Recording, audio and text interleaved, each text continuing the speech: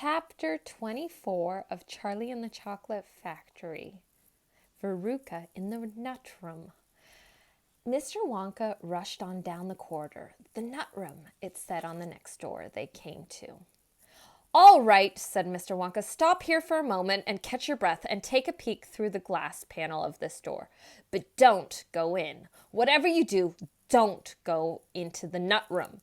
If you go in, you'll disturb the squirrels." Everyone crowded around the door. "Oh, look, Grandpa, look!" cried Charlie. "Squirrels!" shouted Veruca Salt. "Jeepers!" said Mike TV. It was an amazing sight. 100 squirrels were seated upon high stools around a large table.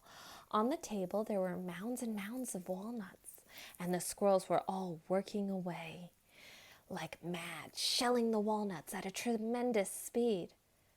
"These squirrels are specifically trained for getting the nuts out of walnuts," Mr. Wonka explained.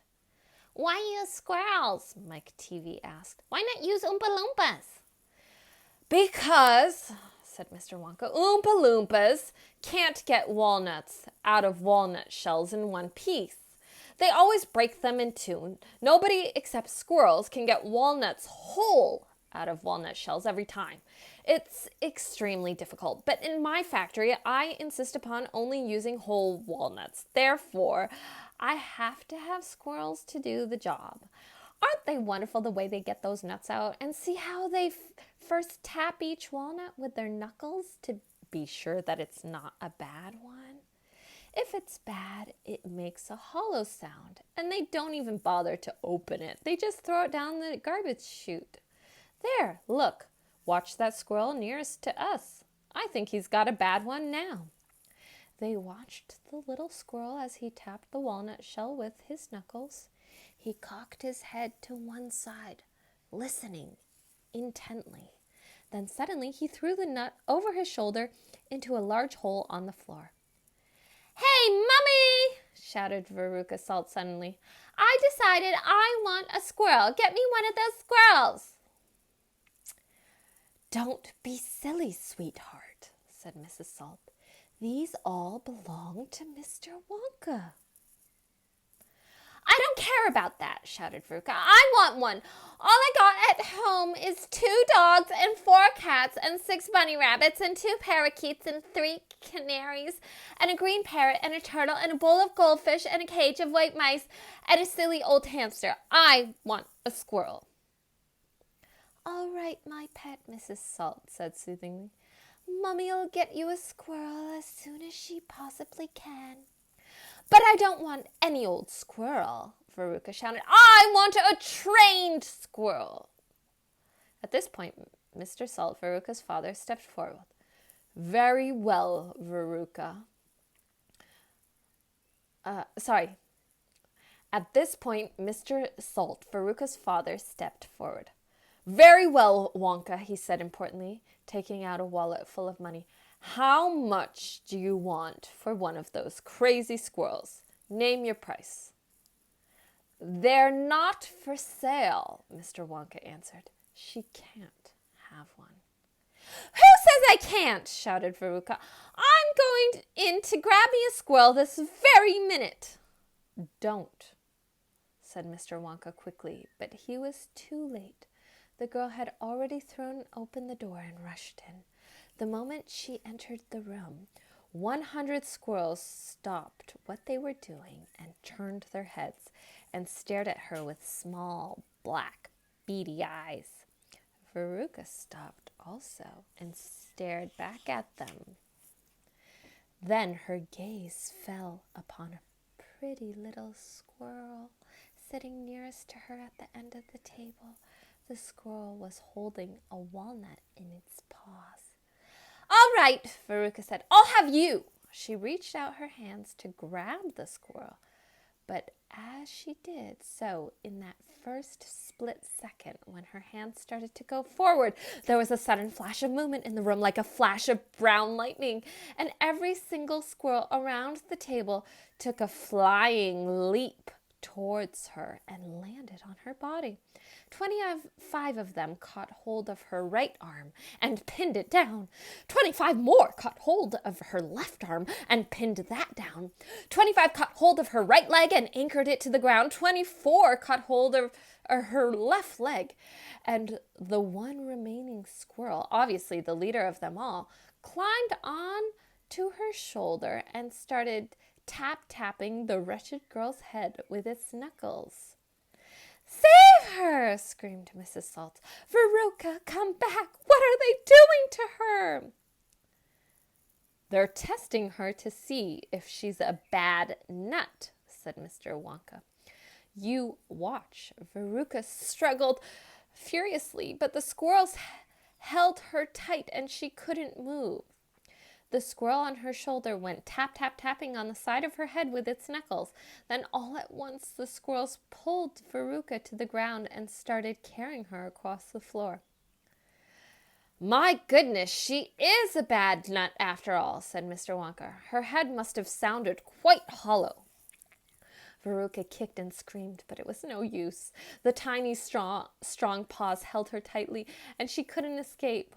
"Where are they taking her?" shrieked Mrs. Salt. "She's going where all the other bad nuts go," said Mr. Willy Wonka, "down the garbage chute." "By golly, she is going down the chute," said Mr. Salt, staring through the glass door at his daughter.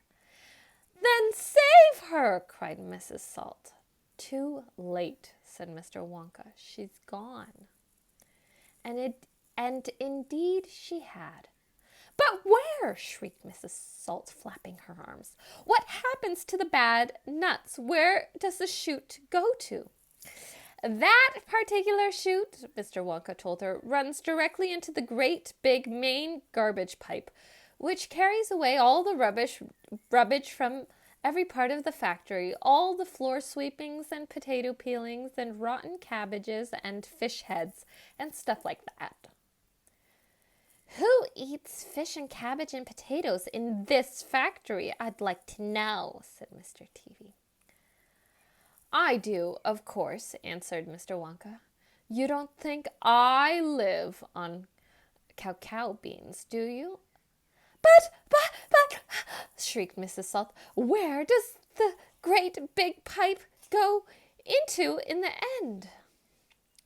"Why, to the furnace, of course," Mr. Wonka said calmly. "To the incinerator." Mrs. Salt opened her huge red mouth and started to scream. "Don't worry," said Mr. Wonka. "There's always a chance that they've decided not to do it today." "A chance!" yelled Mrs. Salt. "My darling Veruca, she'll be sizzled like a sausage." "Quite right, my dear," said Mr. Salt. Now see here, Wonka," he added. "I think you've gone just a shade too far this time. I do indeed. My daughter may be in a bit of a frump. I don't mind admitting it, but that doesn't mean you can roast her to a crisp. I'll have you know I'm extremely cross about this. I really am."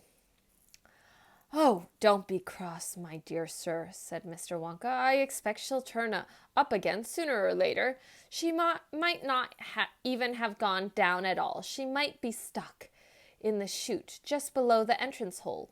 And if that's the case, all you have to do is go in and pull her up again." Hearing this, both Mr. and Mrs. Salt dashed into the nut room and ran over to the hole in the floor and peered in. "Veruca!" shouted Mrs. Salt. "Are you down there?" There was no answer.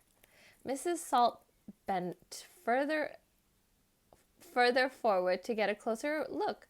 She was now kneeling right on the edge of the hole with her head down and her enormous behind sticking up in the air like a giant mushroom. It was a dangerous position to be in. She needed only one tiny little push, one gentle nudge in the right place, and that is exactly what the squirrels gave her. Over she toppled into the hole head first, screeching like a parrot. Good gracious me, said Mr. Salt as he watched his fat wife go tumbling down the hole. What a lot of garbage there's going to be today. He saw her disappearing into the darkness. What's it like down there, Aunt Gina? He called out. He leaned further forward. The squirrels rushed up behind him.